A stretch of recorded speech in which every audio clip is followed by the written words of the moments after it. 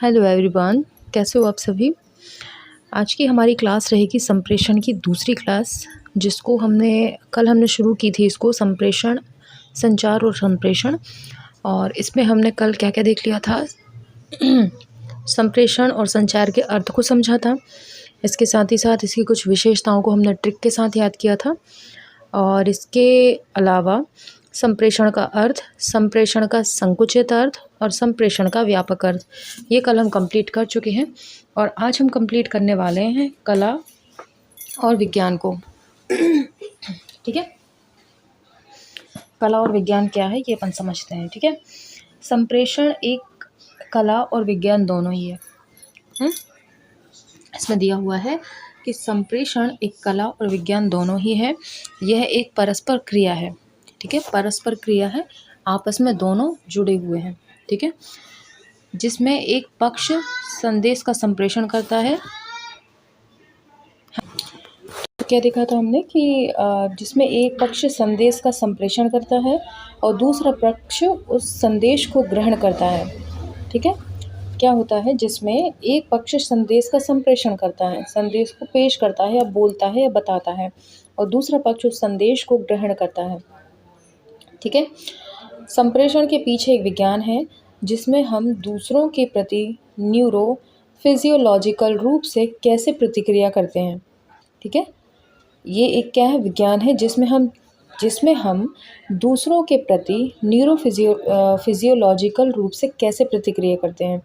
इसमें मौखिक संचार, जैसे कि उनके शब्दों और लहजे के साथ साथ उनके कार्यों और शारीरिक भाषा के गैर मौखिक संचार के माध्यम से प्रतिक्रिया शामिल होती है।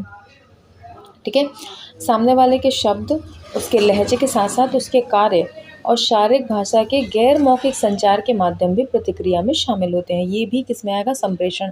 किसी के हाव भाव, है ना, हाव भाव, किसी ने आंखों से इशारा किया, किसी ने मुंह बनाकर इशारा किया, तो ये सब क्या हो जाएंगे, ये भी संप्रेषण में आएंगे, लेकिन ये शारीरिक भाषा में आएंगे, गैर मौखिक संचार में आएंगे। ठीक है, कला विभिन्न माध्यमों से संचार का रूप रही है। कला विभिन्न माध्यमों से संचार का एक रूप रही है, चाहे वो संगीत हो, पेंटिंग हो, मूर्ति कला हो या वास्तुकला हो। कला में जटिल विचारों और भावनाओं को संप्रेषित करने की क्षमता होती है। आप लोगों ने अच्छा वो कौन कौन से होते हैं, कथक होता है, मुझे एग्जैक्टली पता नहीं है कि इसमें क्या होता है, लेकिन कई तरह के डांस नृत्य ऐसे होते हैं जिसमें वो अपने हाव भाव से, अपने हाथों के एक्सप्रेशन से आपको पूरी कहानी बयां कर देते हैं बिना बोले। वो कुछ बोलते नहीं हैं, कुछ गाते नहीं हैं, सिर्फ वाद्य यंत्र चलते हैं और अपने हाव भाव से, अपनी आँखों से, इशारों से या चेहरे के हाव भाव से पूरी कहानी आपके सामने पेश कर देते हैं। तो ये क्या आएगा, गैर मौखिक संचार में आता है। पेंटिंग हो गई, एक चित्रकार अपनी पेंटिंग के माध्यम से पूरी कहानी बता सकता है इसमें क्या हो रहा है। ये क्या है, गैर मौखिक में आ जाएंगे। ठीक है, अब संप्रेषण की अवधारणा समझते हैं। ठीक है, मानव एक सामाजिक प्राणी है, वह समाज में रहता है। समाज में रहकर वह अपने विचारों का आदान प्रदान करता है। ठीक है, प्रत्येक मनुष्य के अपने विचार, संप्रत्य, भावनाएं एवं सिद्धांत होते हैं। हर इंसान के अलग अलग होते हैं। ठीक है, किसी के बहुत रेयर होते हैं, किसी के मैच हो जाएं, बाकी अलग अलग विचारधाराओं के इंसान होते हैं। और मैचिंग का मिल जाए तो फिर क्या कहने, दुनिया जन्नत बन जाए एकदम, है ना। सेम विचारों के, सेम भावनाओं वाले व्यक्ति अगर आपस में मिल जाए और ख़ास तौर पर उनकी मैरिज हो जाए आपस में, फिर तो क्या कहने, है ना, पूरी जन्नत धरती पर ही आ जाए। तो इसमें क्या बताया है कि प्रत्येक मनुष्य के अपने विचार, संप्रत्य, भावनाएं एवं सिद्धांत आदि होते हैं, जिनका वह दूसरे व्यक्तियों के साथ आदान प्रदान या विनिमय करता है। ठीक है, बातों से, संप्रेषण के माध्यम से करेगा ना, है ना।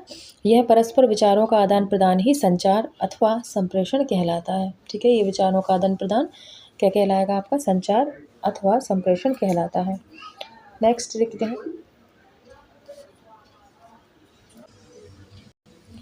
तो हम देखते हैं इसमें क्या है, संचार एक ऐसी प्रक्रिया है जो दो या दो से अधिक व्यक्तियों के बीच घटित होती है।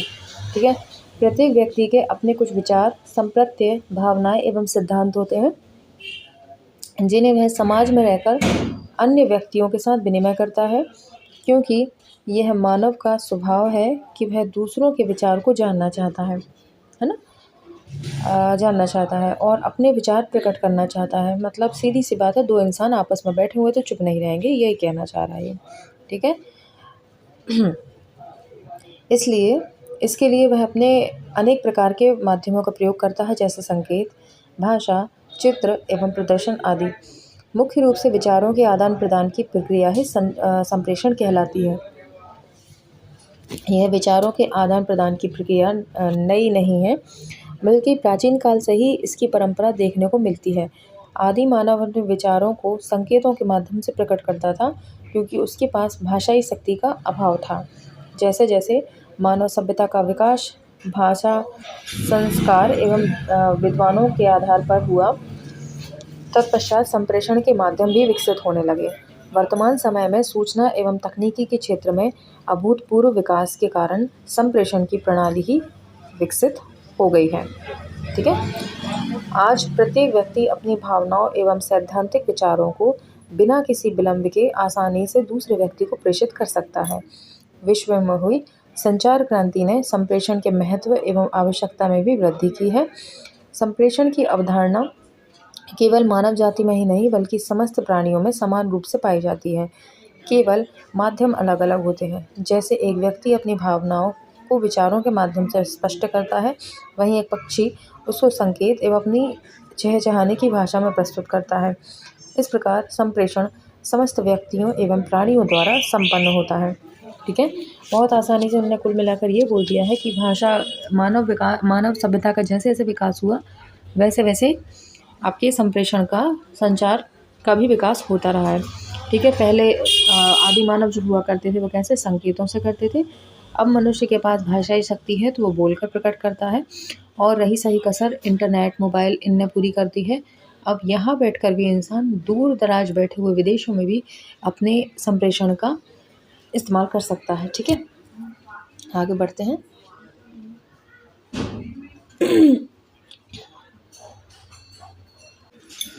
अब आता है हमारा संप्रेषण के आधारभूत तथ्य। ठीक है। संप्रेषण एक मार्गी नहीं, बल्कि द्विमार्गी प्रक्रिया है। यह दोहरी प्रक्रिया होती है। ठीक है। मनोवैज्ञानिक सिद्धांतों का अस्तित्व होता है। संप्रेषण के अंतर्गत ये सिद्धांत लागू होते हैं, जैसे मानवीय स्वभाव, उद्दीपन, अनुक्रिया इत्यादि। ठीक है। मनोवैज्ञानिक सिद्धांतों का अस्तित्व होता है इसमें। संप्रेषण के अंतर्गत क्या आते हैं, दो ये सिद्धांत लागू होते हैं, जैसे मानवीय स्वभाव या व्यवहार कह सकते हैं इसको, है ना, व्यवहार का हमने पढ़ा है ना सीडीपी में। और उद्दीपन, अनुक्रिया, ये सिद्धांत इसमें लागू होते हैं। किसमें? संप्रेषण में। क्वेश्चन आ सकता है कि बाल विकास के कौन से सिद्धांत संप्रेषण में आते हैं, तो कौन से आते हैं आपका? व्यवहार का विज्ञान, और जैसे मानवीय स्वभाव कहेंगे, और उद्दीपन, अनुक्रिया इत्यादि। अभिव्यक्ति कौशल, प्रत्यक्षीकरण करने की योग्यता, चित्र, ग्राफिक एवं कोमल उपागम बनाने की योग्यता है, यदि अमूर्त विचारों को दर्शाने की आवश्यकता है। ठीक है। इसमें क्या है? अभिव्यक्ति कौशल, प्रत्यक्षीकरण करने की योग्यता, चित्र, ग्राफिक एवं कोमल उपागम बनाने की योग्यता है, यदि अमूर्त विचारों को दर्शाने की आवश्यकता है। अगर अमूर्त विचारों को दर्शाना है आपको, अमूर्त से मतलब जिसका कोई अस्तित्व नहीं है, जैसे आपको क्या बोलते हैं, जैसे परियों के परीलोक बनाना है आपको। आपने देखा तो है नहीं परीलोक, किसी ने नहीं देखा, लेकिन उसको चित्र के रूप में उभारना है तो फिर क्या ज़रूरत होगी आपको? चित्र की ज़रूरत होगी। ग्राफिक्स की हेल्प से बना सकते हो, या और भी कई टूल्स की हेल्प से आप बना सकते हो अमूर्त चिंतन में। ठीक है। इसके माध्यम से आप उसको संप्रेषित कर सकते हैं। इसके बाद संचार साधनों की उपयोगिता की जानकारी। संचार साधनों की उपयोगिता की जानकारी अर्थात आवश्यकता अनुसार दृश्य, श्रव्य एवं दृश्य सामग्रियों का उपयोग, यहाँ तक कि प्रक्षेपित सामग्रियों का भी उपयोग किया जा सकता है। संचार साधनों के माध्यम से भी आप कर सकते हो। श्रव्य साधनों का उपयोग, दृश्य सामान उसका उपयोग। ठीक है। और दृश्य श्रव्य दोनों ही। अब श्रव्य में क्या आ जाएगा आपका? रेडियो आ जाएगा। दृश्य में क्या आ जाएगा? टेलीविज़न आ जाएगा।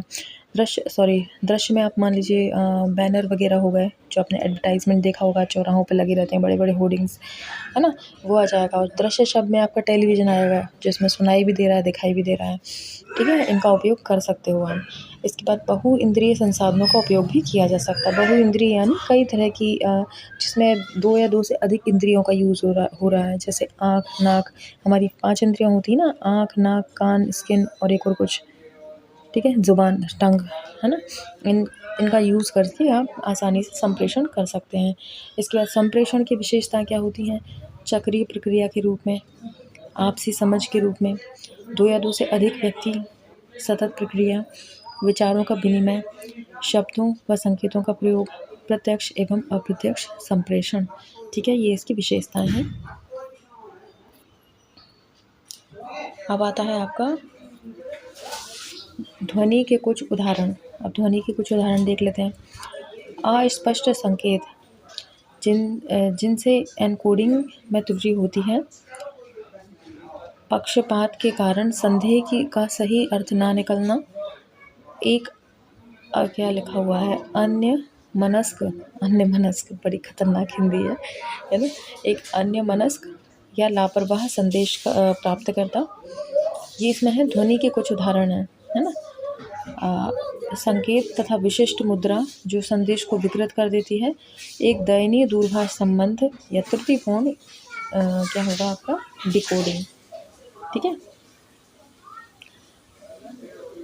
अब ध्वनि के कुछ उदाहरण हैं इसमें, ध्वनि का तो देखिए निष्कर्ष ये निकला है कि जो ध्वनि के कुछ उदाहरण हैं, ये ध्वनि से मतलब है यहाँ पे नॉइस का बताया हुआ है। जो संप्रेषण में नॉइस होती है ना, जिसकी वजह से सामने वाला आपकी बात को नहीं समझ पाता है या आप किसी की बात को नहीं समझ पाते हो, ये वो है।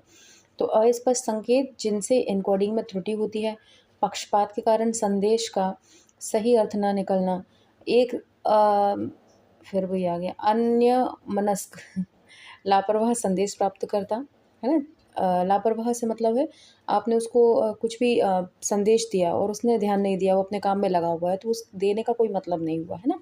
तो वो आ जाएगा। संदेश संकेत तथा विशिष्ट मुद्रा जो संदेश को विकृत कर देती है, ठीक है? संकेत तथा विशिष्ट मुद्रा जो संदेश को विकृत कर देती है। आपने कुछ संकेत ऐसा दिया या फिर आपने कोई मुद्रा ऐसी बनाकर दिया और सामने वाले ने उसको समझा ही नहीं, विकृत हो गया पूरी बात, मतलब आप कहना कुछ चाह रहे हो लेकिन आपके हाव-भाव कोई दूसरे हैं। तो ये क्या आ जाएगा, आपका संदेश को विकृत कर देंगे, है ना?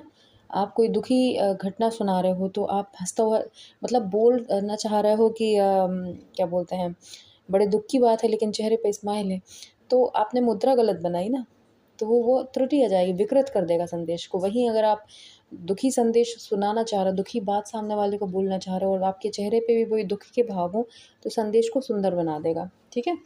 अब ये होता है एक दयनीय दूरभाष संबंध, मतलब आप अगर फ़ोन पे किसी को इन्फॉर्मेशन देना चाह रहे हो, कोई बात करना चाह रहे हो, लेकिन फ़ोन लाइन डिस्टर्ब है, खर-खर की आवाज़ है या कुछ और सिग्नल प्रॉपर नहीं आ रहा है, तो ये भी एक बाधा हो गई, ठीक है? नॉइस हो गया। एक त्रुटिपूर्ण डिकोडिंग, त्रुटिपूर्ण क्या होगा? डिकोडिंग। डिकोडिंग से मतलब है आपने जो इनकोड करके भेजा है संदेश किसी को, वो उस संदेश को ठीक से समझ ही नहीं पा रहा है, कुछ और अर्थ निकाल लिया, उसको डिकोड ही नहीं कर पा रहा है, तो ये इसमें आ जाएगा, ठीक है? अब अपन समझते हैं संप्रेषण का महत्व क्या होता है। सहयोग तथा औद्योगिक शांति को बढ़ाती है। सहयोग तथा औद्योगिक शांति, ठीक है? सहयोग से मतलब है आपसी सहयोग, जो सामाजिक जो आ जाएगा उसमें, घर परिवार में, है ना? और औद्योगिक शांति में क्या आ जाएगा? औद्योगिक से मतलब आ जाएगा आपका बिज़नेस में।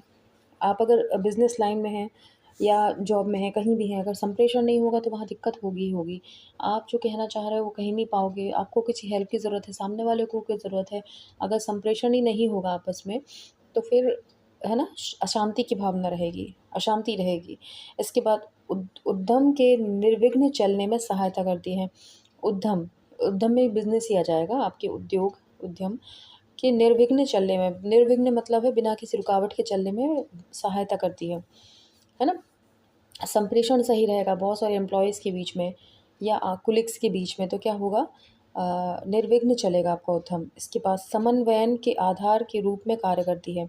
समन्वयन के आधार के रूप में समन्वयन से मतलब क्या हो जाएगा, आपकी कोऑर्डिनेशन, समन्वय, है ना? इसमें क्या होगा, आधार के रूप में काम करती है कौन? संप्रेषण। अब आता है निर्णय लेने की क्षमता के आधार, निर्णय लेने की क्षमता के आधार के रूप में कार्य करती है। ठीक है, निर्णय लेने की क्षमता के आधार के रूप में कार्य करती है। आप कोई भी निर्णय लेना चाहते हो बिना संप्रेषण के मुमकिन नहीं है, चाहे वो संप्रेषण आप किसी की ऑर्डर देने मतलब आपने खुद ने भी डिसाइड कर लिया है ना, जैसे मान लो डिसीजन आपने ले लिया, निर्णय आपने ले लिया, लेकिन जब तक आप अपने एम्प्लॉयज़ को निर्णय सुनाओगे नहीं तो क्या वो फुलफ़िल होगा? बिल्कुल नहीं होगा। इसके अलावा अगर आप चाहते हो कि सलाह लेके काम निर्णय लो, उसके लिए भी संप्रेषण की ज़रूरत है। भई आप क्या चाहते हो, क्या होना चाहिए? तो दोनों ही कंडीशन में संप्रेषण का होना ज़रूरी हो जाता है। ठीक है? इसके बाद आता है आपका प्रबंधकीय कुशलता को बढ़ाता है। प्रबंधकीय कुशलता मतलब आपका मैनेजमेंट को बढ़ाएगा। जब तक आप नियम कानून अपने एम्प्लॉइज़ को नहीं बताओगे, क्या होता है, कैसे होता है, जब तक उसको क्लियर नहीं होगा, हर दिन, हर रोज़ ब्रीफिंग होती है ना, ब्रीफ करोगे सामने वाले को कि ऐसा होना चाहिए, आज ये करना है हमको, आज वो करना है, प्लानिंग, तब मतलब प्लानिंग होगी। क्या किया जाएगा आपके संप्रेषण सॉरी प्रबंधन में, आप क्या-क्या चाहता है, आप नियोजन करते हो पहले, है ना? फिर सामने वाले को उसके कार्यभार सौंपते हो, फिर उस पर नियंत्रण रखते हो, है ना? तो ये अपने प्रबंधन कब पूरा होगा, जब आपके बीच में संप्रेषण होगा तभी, ये पॉसिबल है। ठीक है, अब अपन देख लेते हैं कि संप्रेषण के महत्व देख लिया, तत्व क्या होते हैं संप्रेषण के? तो संप्रेषण संदर्भ संप्रेषण तत्व में क्या आ जाएगा? संप्रेषण संदर्भ। अब संदर्भ कितने तरह के होते हैं? भौतिक, सामाजिक और समय आधारित। ठीक है, इनकी डिटेल अपन देखेंगे आगे। अब सबसे पहले तो अपन देख लेते हैं और कौन कौन से हैं तत्व। संप्रेषण संदर्भ, स्रोत, ग्रहणकर्ता, संदेश और संकेत, ये संप्रेषण के तत्व हैं। इनके बिना कुल मिलाकर आपका संप्रेषण नहीं हो पाएगा। किस किस के बिना? संप्रेषण संदर्भ, स्रोत, किस स्रोत से आप संप्रेषण कर रहे हैं, ग्रहणकर्ता कौन है, आपका संदेश कैसा है, आपके संकेत कैसे हैं, ये सब चीज़ें आपके संप्रेषण को आगे लेकर जाते हैं। ठीक है, अब आता है अपना संप्रेषण संदर्भ में अपन देख लेते हैं भौतिक वातावरण कैसा होता है। ठीक है, संप्रेषण का भौतिक वातावरण कैसा है, इसे जानना अत्यंत आवश्यक है। ठीक है, संप्रेषण का भौतिक वातावरण कैसा है, इसे जानना अत्यंत आवश्यक है। जैसे किसी कमरे या हॉल में या पार्टी में संप्रेषणकर्ता को हमेशा इसका ध्यान रखना चाहिए कि ग्रहणकर्ता किसी कमरे में है, किसी हॉल में है या फिर पार्टी का माहौल है, क्योंकि व्यक्ति तक पहुंच पाने के लिए अलग अलग भौतिक परिस्थिति अलग अलग प्रभाव रखती है ना? अगर कोई व्यक्ति कमरे में है तो उससे आपको ज़्यादा मतलब उस तरीके से आप पर्सनल संप्रेषण भी हो सकता है। हॉल में है तो 4 लोग और सुन रहे हैं, किस तरह का संप्रेषण होना चाहिए। पार्टी में है तो बहुत ज़्यादा लोग हैं, शोर भी होगा, सब तरीके से होंगे, तो अलग-अलग जगह पर संप्रेषण अलग-अलग तरीके का होता है। ठीक है, परिस्थितियों पर निर्भर करता है कि आपका संप्रेषण कैसा हो। ओके, अब अपन आगे देखेंगे।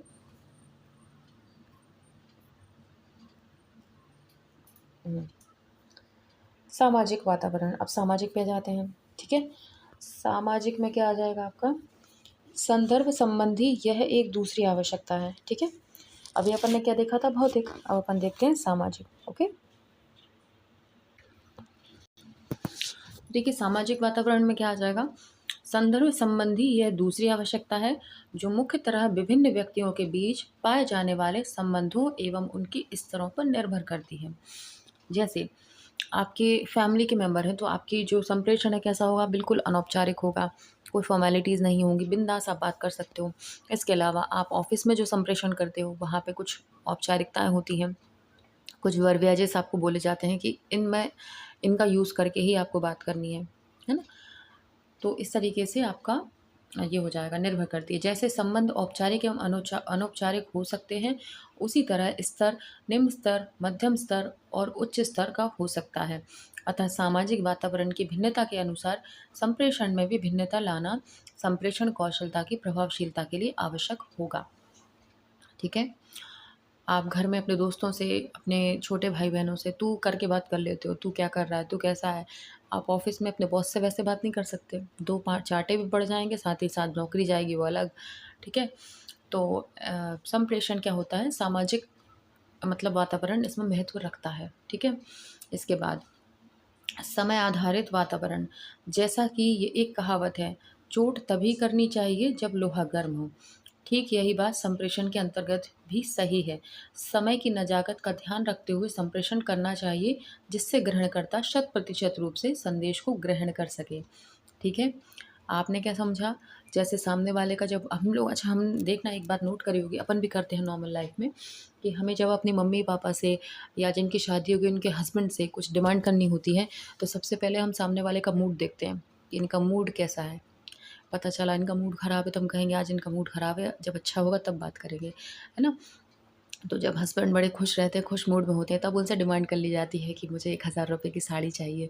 तो हस्बैंड क्या है, खुशी-खुशी में दे देते हैं। वहीं हस्बैंड का मूड ख़राब हो, ऑफ़िस से लड़ झगड़ कर आए, आपने और साड़ी माँग ली, तो फिर तो महाभारत होना निश्चित है ना? तो इसलिए समय आधारित वातावरण मतलब कोई संप्रेषण करने से पहले आपको माहौल देखना होता है। ओके? स्रोत, अब स्रोत पे जाते हैं। स्रोत क्या है भाई? स्रोत तत्व का अर्थ है एक व्यक्ति या घटना को शाब्दिक या अशाब्दिक रूप से प्रसारित करती है। स्रोत तत्व का अर्थ है एक व्यक्ति या घटना जो शाब्दिक या अशाब्दिक रूप से प्रसारित करती है और जिस पर प्रतिक्रिया की जा सकती है। यदि एक स्रोत व्यक्ति के रूप में हो तो उसे प्रेषक भी कहा जाता है, जैसे शिक्षक। इस लाइन को थोड़ा सा आप समझो, थोड़ा डिफिकल्ट इसमें लैंग्वेज है, मैं भी समझती हूँ, आप भी समझो। स्रोत तत्व का शब्द क्या होता है, अर्थ क्या होता है? स्रोत कोई भी स्रोत है, एक व्यक्ति या घटना जो शाब्दिक या अशाब्दिक रूप से प्रसारित करती है। ठीक है? शाब्दिक या अशाब्दिक रूप से प्रसारित करती है, कोई भी संप्रेषण प्रसारित करता है। एक स्रोत, एक स्रोत का मतलब हो गया आपका ज़रिया, जैसे टीचर को उदाहरण दिया हुआ है। ठीक है? स्रोत वो आपके संप्रेषण, आपको शाब्दिक रूप से या अशाब्दिक रूप से कहीं न कहीं आपको उनसे कुछ मिल रहा है, संप्रेषण हो रहा है, भले आप नहीं बोल रहे हैं, लेकिन वो बोल रही हैं, आपको बात समझा रही हैं, आपको क्लियर कर रही हैं, तो आपका और उनका संप्रेषण हो रहा है। भले एक तरफ़ा हो, लेकिन आप यहाँ से ग्रहण कर रहे हो उनकी बात को, माइंड में हो रहा है, तो ये किसमें जाएगा? स्रोत। ठीक है? प्रसारित करती हो और जिस पर प्रतिक्रिया की जा सकती है। क्रॉस क्वेश्चन आप भी करते ही हो, टीचर आपको पढ़ा रहा है, आपको जहाँ समझ में नहीं आ रहा आप क्वेश्चन करते हो। संप्रेषण हो रहा है और ज़रिया कौन बनी है, स्रोत कौन बनी है? वो टीचर। ठीक है? तो ये स्रोत में आ जाएगा। अब इसके बाद आता है ग्रहणकर्ता। ग्रहणकर्ता वह व्यक्ति है जो संदेश को ग्रहण करता है, जैसे कि छात्र या विद्यार्थी। अभी मैंने बताया था आपको कि टीचर समझा रही है, ग्रहण कौन कर रहा है? वो स्टूडेंट कर रहा है। जहाँ उसको समझ में नहीं आएगा वो क्रॉस क्वेश्चन करेगा और दोनों के बीच में संप्रेषण होगा। ठीक है? क्योंकि संदेश जो संप्रेषण होता है एक तरफ़ा नहीं होता, दोनों तरफ़ा होता है। तो टीचर समझा रही है, स्टूडेंट सुन रहा है, लेकिन स्टूडेंट जब क्रॉस क्वेश्चन कर रहा है, बीच में पूछ रहा है सवाल, यानी बढ़िया संप्रेषण चल रहा है। अब अगर टीचर से बोल रही है और स्टूडेंट ख़यालों में खोया हुआ है, वो ना सुन रहा है ध्यान से, ना क्रॉस क्वेश्चन कर रहा है, तो क्या संप्रेषण हो रहा है? बिल्कुल नहीं हो रहा है। ये बाधा में आ जाएगा, है ना? ग्रहणकर्ता उसको ठीक से ग्रहण नहीं, वो मैंने अभी आपको बताया था ना, लापरवाह ग्रहणकर्ता, है ना? संदेश प्राप्तकर्ता, लापरवाह, वो इसी में आ जाएँगे कि बच्चा सुन ही नहीं रहा है आपकी बात। आप बोले जा रहे हो, समझाए जा रहे हो, लेक्चर दिए जा रहे हो, वो नहीं सुन रहा है ना? तो ऐसे आ जाएगा। इसके बाद संदेश आता है। संदेश शाब्दिक, अशाब्दिक, वार्तालाप, चित्र, हाव-भाव और विभिन्न माध्यमों में दी जाने वाली सूचनाएँ हो सकती हैं। ठीक है? संदेश कैसे हो सकते हैं? शाब्दिक हो सकते हैं, अशाब्दिक हो सकते हैं, वार्तालाप, चित्र, हाव-भाव विभिन्न माध्यमों के द्वारा हो सकते हैं। ठीक है? कई तरह के होते हैं। शाब्दिक में क्या आ जाएँगे? हम मुँह से जो बोल रहे हैं। अशाब्दिक में क्या आ जाएगा? लिखित वार्तालाप, गपशप चल रही है। चित्र के द्वारा हो सकता है, हाव-भाव के द्वारा हो सकता है, कई माध्यमों में आपका क्या होता है? संदेश हो सकता है। अब संकेत क्या होता है? संकेत वह है जो किसी अन्य वस्तु को बताता है। ठीक है? जैसे यातायात में हरा रंग गति, पीला रंग रुकने एवं लाल रंग पूर्णतः किसको? रुक जाने का हो जाता है। ठीक है? तो ये संकेत हो गए। ठीक है? आगे चलें अपन। रुकने का देता है। रसायन शास्त्र में H2O पानी के लिए, ज़ूम कर लेते हैं इसको। तो H2O पीने के पानी के लिए होता है, O2 ऑक्सीजन के लिए संकेत के रूप में उपयोग लाया जाता है। ठीक है? अब आता है माध्यम। माध्यम का अर्थ है वह साधन जिसका उपयोग संदेश को प्रसारित करने के लिए किया जाता है।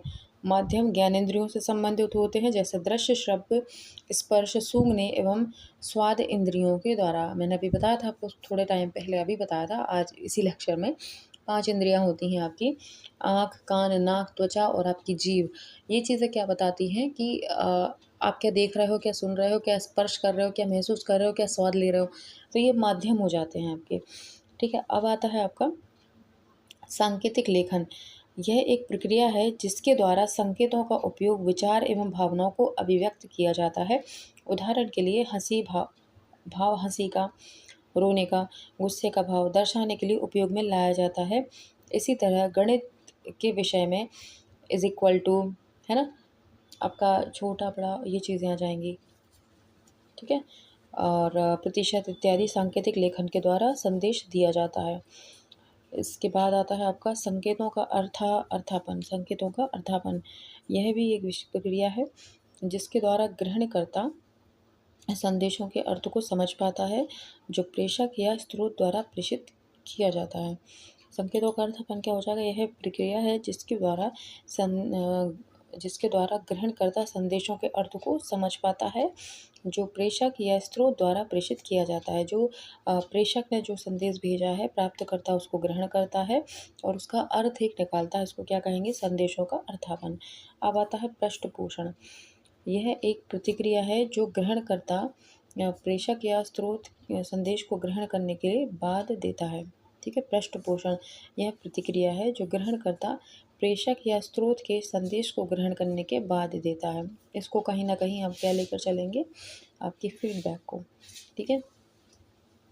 अब आता है आपका कोलाहल। कोलाहल में मतलब है, नेक्स्ट अपना आएगा कोलाहल। यह संदेश को विकृत करने वाला तत्व होता है जो कि आंतरिक या बाह्य दोनों प्रकार का हो सकता है, ठीक है। कोलाहल से मतलब है आपका वही नॉइस आ जाएगा जो कि संदेश को विकृत करने वाला तत्व होता है, जो आंतरिक या बाह्य दोनों प्रकार का हो सकता है। साथ ही यह प्रेषक, स्रोत और ग्रहणकर्ता दोनों से संबंधित हो सकता है। प्रेषक के साथ भी प्रॉब्लम हो सकती है या प्राप्तकर्ता के बीच में ये प्रॉब्लम हो सकती है नॉइस की, ठीक है। संप्रेषण के संपूर्ण तत्व को संप्रेषण चक्र द्वारा भली भांति समझा जा सकता है।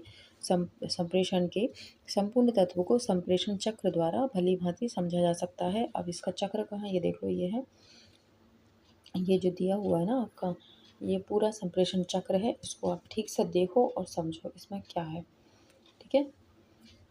इसमें आपका पूरा बताया हुआ है कि संप्रेषण चक्र कैसा है, संदेश, है ना, कोलाहल क्या है, ग्रहणकर्ता क्या है, कोलाहल ग्रहणकर्ता संबंधी, ये सारा इसमें दिया हुआ है। स्क्रीनशॉट ले लेना, फिर इसको आराम से समझना आप, ठीक है।